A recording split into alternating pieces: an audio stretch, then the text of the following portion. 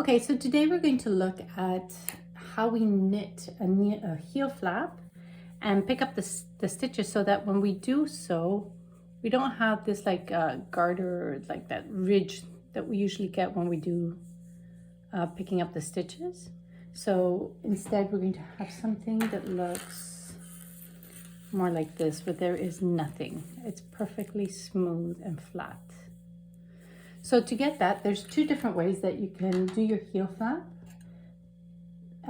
which will determine how your picked up stitches look. So the first way is by having what I'm going to call a regular stocking stitch edge, which means it looks like stocking stitch on both sides. And if I turn it over the side of my work, I have a beautiful line of V stitches or knit stitches, and I have the same thing along this side. They're nice and tight and even, and it'll just, when we want to come and pick them up, it'll make it much easier.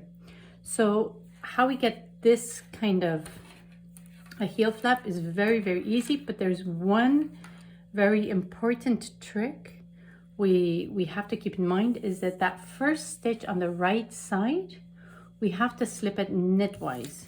So if I slip this one knitwise, and then I knit the first stitch, and all the other ones I can slip purlwise.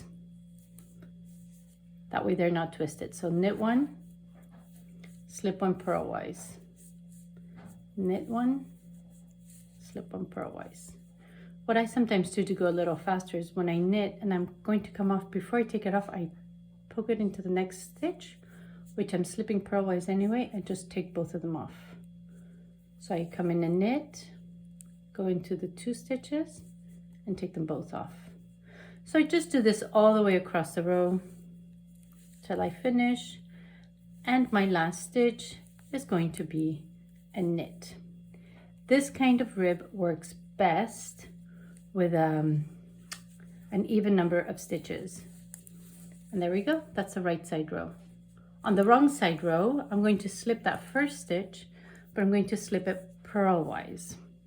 So I slip that first stitch purlwise, and then I just purl all the way to the end.